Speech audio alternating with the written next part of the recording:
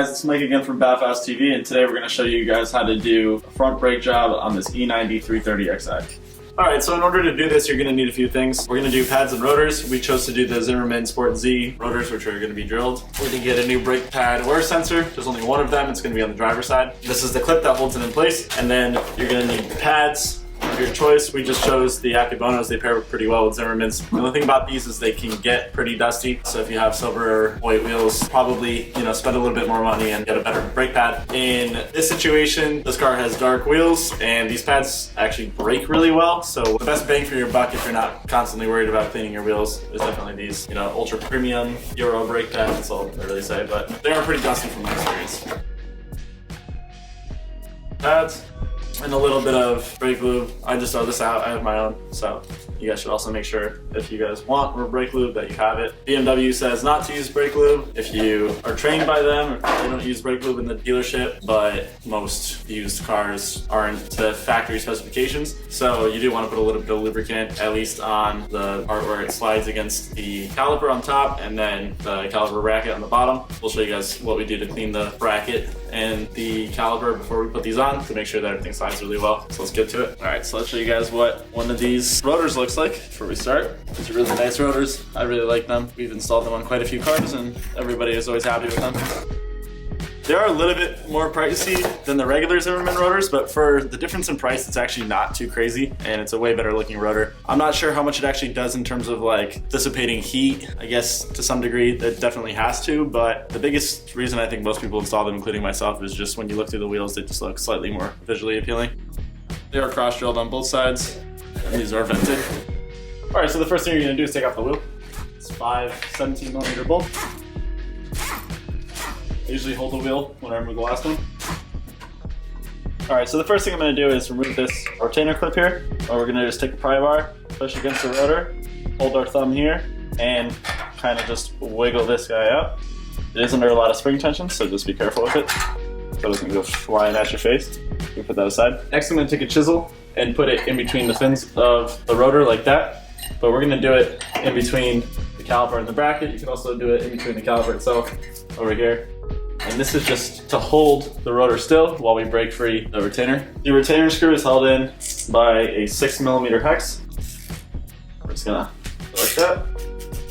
You leave it right there for now and remove this. So the next thing we're gonna do is remove the covers, the little dust covers for the sliders. There's 2 in the back, 1 up top and 1 on the bottom. Sometimes they get stuck inside, so that's, in this case, that's what's going on here. This one's really in there. There we go. All right, so once you have those 2 removed, you can go and actually remove the sliders. Those are held in with a 7mm hex or Allen key. Make sure you break them both free first. Keeps the caliper from moving. When you remove the wrong one first, and then you gotta loosen up the other one, and the whole caliper is gonna come up and work against you.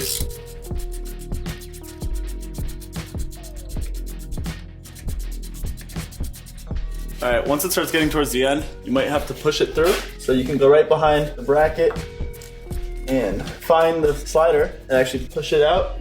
And you can actually grab it and then put it to the side. We're just gonna make sure the bottom's done the same way. Should be able to see right here is where I'm going with the little screwdriver.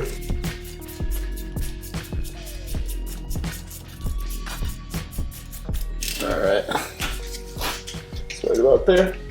And there we go. All right, so now we can remove our caliper. What we can do to actually make this a little easier is grab a screwdriver, put it in the rotor, in the fins like we did before, and actually just pry slowly towards the back. You can see the caliper start to go forward. We're actually compressing the piston, which is gonna let it come off easier. Just take this. You can see here, a lot of people say don't let these hang. These are aluminum, they're light. As long as the line's not messed up, you can let it hang. If you're uncomfortable with that, just tie it up to the coil spring. You can see the pads are pretty low. This one was actually throwing a light to get the brakes done. That's why we're doing this service right now. We're gonna take the caliper, pull down on the side like that, and release the brake pad. Somebody put some lubricant on there at some point. And it's actually pretty airtight in there to still look like that. This is a caliper piston compressing tool. Many different ways you can do this. Worst case, if you don't have a special tool or like a C-clip or C-clamp, what you can do is just use the old pad, grab a pair of channel locks, and just squeeze against the piston by using the old pad against the piston as like a shim so that you don't damage the piston. Never put channel locks or any tooling directly on the piston or the seal around it, the dust boot. It's gonna end up poorly. So this is just a ratcheting style. I really prefer the style. It works the best. Only thing that's kind of annoying about it is that you're kind of like ratcheting dead weight. So honestly, the best way to do it is nice and slow because it gives the piston enough time to push the hydraulic pressure back into the master cylinder. If you go quick, it's gonna kind of be moving around a little too much. You'll feel it stop, and then you can push it off. Sometimes you might need to kind of move around the dust boot a little bit. This one looks like it actually. Yeah, this one just kind of flipped it a little bit inside on itself, all right, just from air pressure. So we're just gonna try to get it back as close as we can to how it's supposed to look and then leave it alone. Yeah, somehow some air is trapped in there. Oh, there we go. Just let it out. Just fold up on it and then let it out. So perfect, we fixed it. All right, next you have the two 16mm bolts that are actually holding the caliper bracket on. Let's get those off. All right, so these are under a ton of torque. I think it's like 110 Newton meters. So we're gonna use a big breaker bar and break them free first. Okay. All right, and before we take those off, we'll go back there and show you guys exactly what bolts we're working with right now. All right, this is just so you can see the bolts that we just loosened, but it's these. You can chase the caliper bracket back to where it mounts to the spindle, and if you don't know what that is, go for these two bolts here. 16mm, you'll be able to find them. Again, kind of the same thing that we did with the caliper sliders. You want to just kind of break the bottom one loose. The problem is if you remove the bottom one and you go after the top one, you're going to be moving this bracket up and down. So let's start with the top one once we kind of break this one free.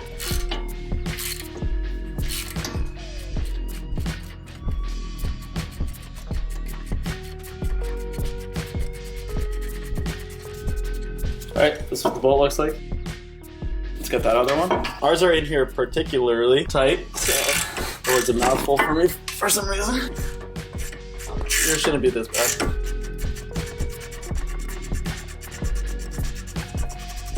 All right, now be careful because when you remove this bolt, this bracket's gonna wanna fall and what's gonna land is your foot. So make sure you're holding onto it. Now we can remove our screw here, just like that. And that's our rotor. So we can clean this up while we're here. Ours has a hub-centric ring on it just because of the wheels. You might not have that ring there, but just go with a grinder or a wire brush, something to clean up the surface just to make it easier to remove in the future, especially here where your wheel actually mounts. In our case, like I said, we have that hub ring, so it means our wheel is larger than this piece here, so this is just like a spacer to fill that gap. So you can ignore that. We're gonna go to the bench grinder and actually clean up our bracket. All right, so this is your old pad and this is your caliper bracket. So when you press your brakes, your caliper is actually pushing this pad on this bracket like a little rail. So you can see the little stains or where it's been moving most recently. But what sometimes happens is when this gets gunked up or rusty, you only have one side move like this and you'll get uneven pad wear. You'll be doing brakes way more often. Your brakes won't work as well. Sometimes you'll have them singing because they're stuck on the rotor. So there's multiple different things that can happen from you having a dirty bracket, and what we're gonna do is clean it and lubricate it to make sure that the pads are always moving. All right, so we're gonna clean the surface here, here, here, and here with our bench grinder. You guys can do this with a wire brush or sandpaper or whatever you choose.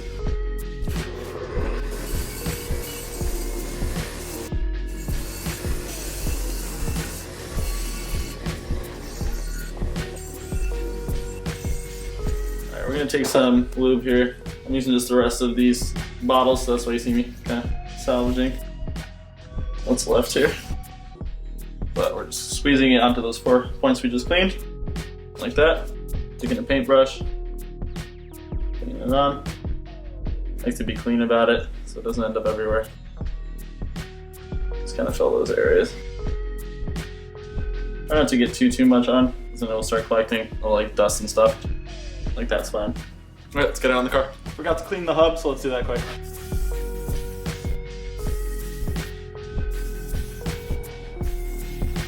I'm gonna put our rotor on next. So to do this, we're just gonna put it into place. Hold it there, like this, while we grab our screw. These screws should be replaced. I always forget to replace them, but 9 times out of 10 you can get them out, but that 1 time out of 10 they become a pain. If you're struggling with getting these out, normally what I'll do is if they're stripped, I'll take like a Volkswagen triple square socket, hammer that in there, and then try again, and normally I can get them out. But the method I showed you earlier where you actually put a chisel or a punch in between the fins of the rotor with the caliper there, and then go after this is pretty much a foolproof way to get it out the majority of the time. So we're just gonna tighten this up. This gets torqued to 16 Newton meters. It's pretty much just like wrist tight with a good size ratchet, so I don't ever really torque it. I can bet you that's already there. All right, next we're gonna put our bracket back on. So we just slide it into place. I usually start at the bottom screw. These are the 16s that we just removed last. Kind of gotta find the hole. So once you got it, you got it. All right, now we're just gonna tighten them up.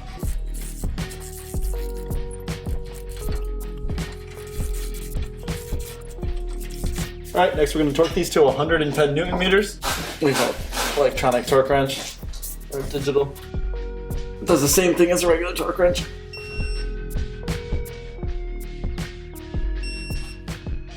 All right, and for you guys that use American specs, it's like 81 foot-pounds, approximately 110 Newton meters. All right, so now we're back at the pads. We get a little bit of lube on them too. I'm gonna put this on, but the biggest place you're gonna focus on is the top and the bottom, all these wings.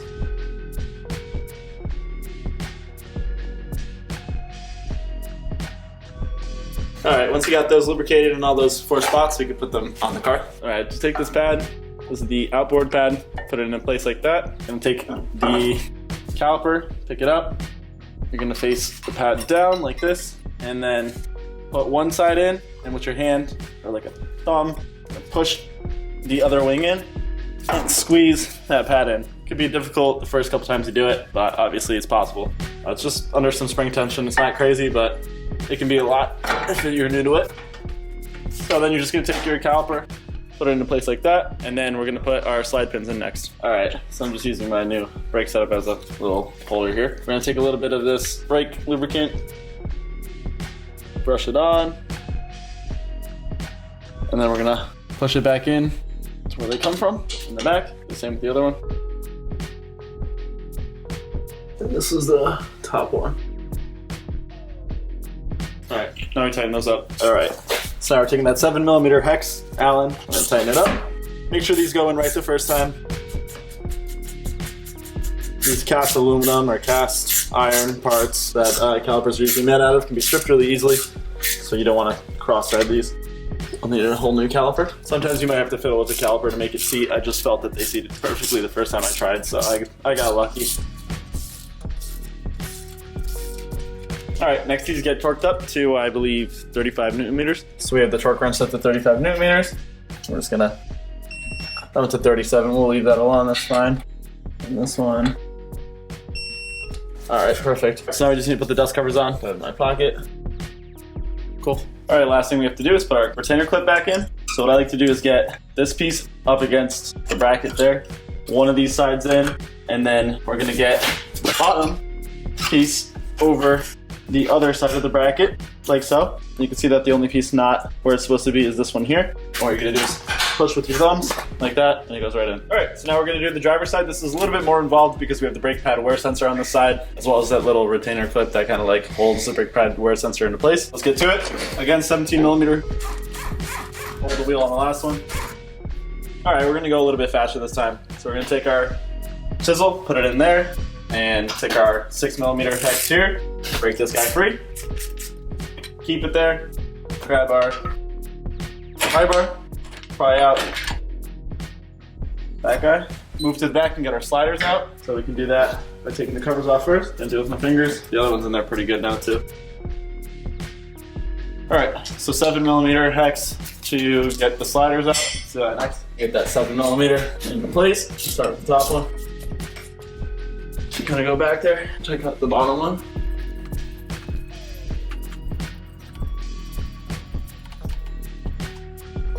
This one has the sensor here, so we're going to pop the sensor out quick. Oh, I actually broke this one, but it's all right. It's getting replaced. Trying to get in between the caliper now and the pad in the pins of the rotor. So I can push that piston out a little bit, like so. All right, remove this guy, take our inboard pad out, take our outboard pad out. Now we're gonna push the piston back in.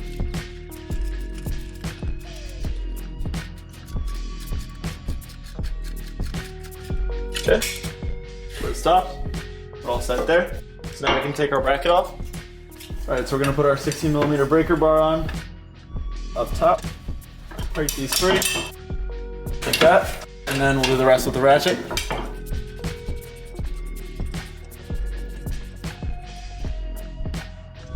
Okay, it's the bottom one. Do the bottom one first so that when we loosen the top one, this isn't flapping around. Again, as you get towards the end, make sure you're holding the bracket so it doesn't fall on your foot, or like we have the wheel underneath, if it fall on the wheel would lose. Once we have all that out, we can go finish removing the little screw up front that holds the rotor on. We take our pads and our rotor, throw them out. Oh, here's actually a good example of something that might happen to you. So sometimes these rotors get seized to the hub, so you want to put this little retainer screw back on. If you're not reusing the rotor like we're not, like see these have huge lips on them, these are going straight to the scrap. We're just going to hit here. Let's say you're taking this off for a different reason. You're going to hit the rotor in the center so it doesn't affect the braking at all. So let's go get a mallet quick. Like I said, if you're reusing the rotor, you're going to hit it here, but in our case, it doesn't matter. That frees it up, little shock, and there's a rotor. All right, so this corrosion on the hub is what was holding that rotor on, so we're just going to clean that up.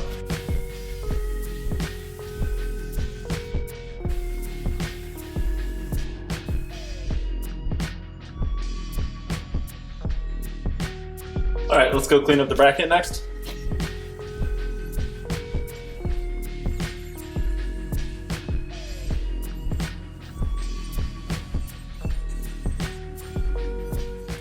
All right, so we just lubricated that bracket. Now we're gonna put it back into place. Then we're gonna get those bolts back in.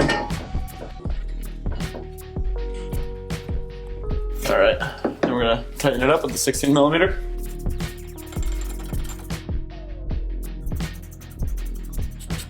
All right, remember 110 Newton meters or 81 foot-pounds on these. It's a little bit harder because you're torquing up.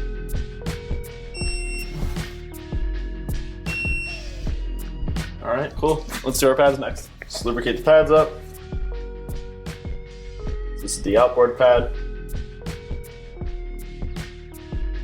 Next, we're going to put the inboard pad inside the caliper. And then we can put caliper back on the bracket and go and clean and lubricate our sliders. All right, so let's just get these lubed up quick too. Now we're gonna get them back in. You can hear it kind of like click into place like that, that's how you know they're in. Like that.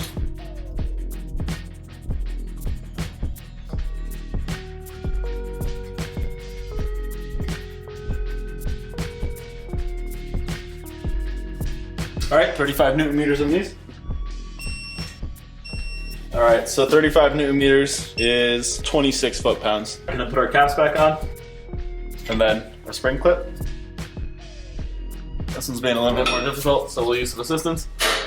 All right, last we have to do the sensor. All right, so we're gonna do the sensor next. This is the box for it. On the bottom, you have two little tabs. You're gonna break it open.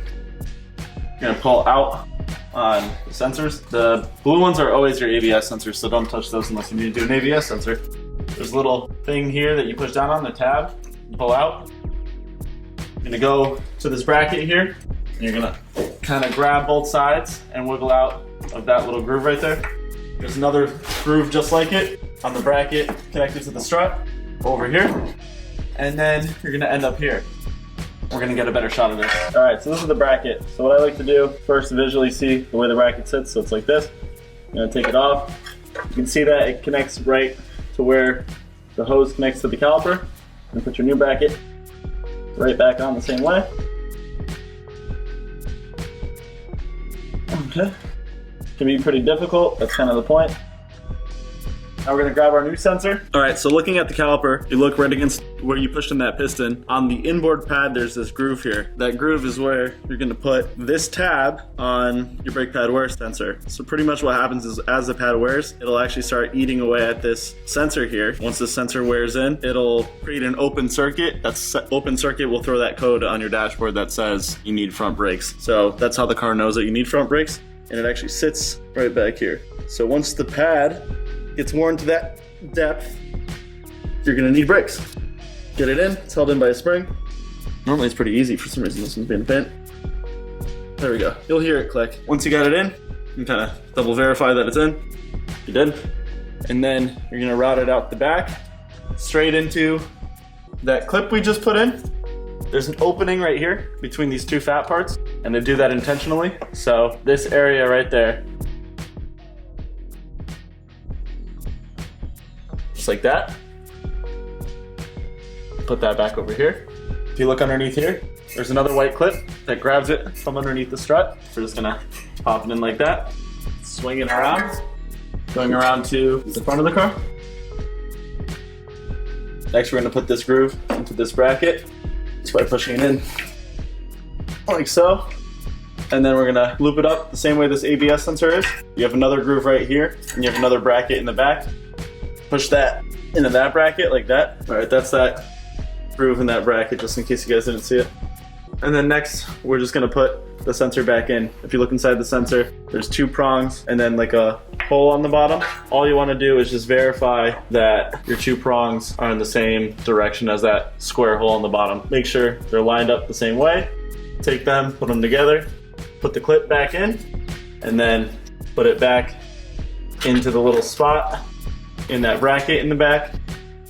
Close the bracket and you're all set. All right, well, that's pretty much all we're gonna show you guys. I mean, that's the entirety of doing a pretty proper front brake job on any car, aside from the torque specs, the size of the hardware, and the tools we use to get at the hardware. Specifically, that's how you do it on a E90 in general. It's kind of, it might change here and there a little bit, but for the most part, it's the same, especially anything that has the same aluminum calipers as this. Any E9X, you know, E60s might be the same, E8Xs, so little 1 series, 5 series, a lot will be similar. We're not gonna put the wheels back on because we have some more work to do on the car. The wheels go to, I think, something around 85 Newton meters. We just torque them all to 100 Newton meters. It's a good safety. It's not over torqued in terms of being able to remove it, and it's not under torqued in terms of you're just gonna send the car off and the wheel's gonna fall off. So that's what we like to do. Otherwise, one thing you wanna do before you get back in the car, you just push those pistons back so they're not gonna be pressing on the rotors. So before you get into the car and drive away, make sure you pump the brakes. You're gonna feel the pedal drop a few times. If you just get in the car and start it and you go to press the brake, the car's gonna keep going because there's no hydraulic pressure at that caliper. So it's gonna take a few pumps to get the brakes to actually stop the car. So make sure you pump the brakes before you move the car and you'll be all set. Take it for a drive. I'm sure you'll love these rotors. Thanks for watching BavhausTV.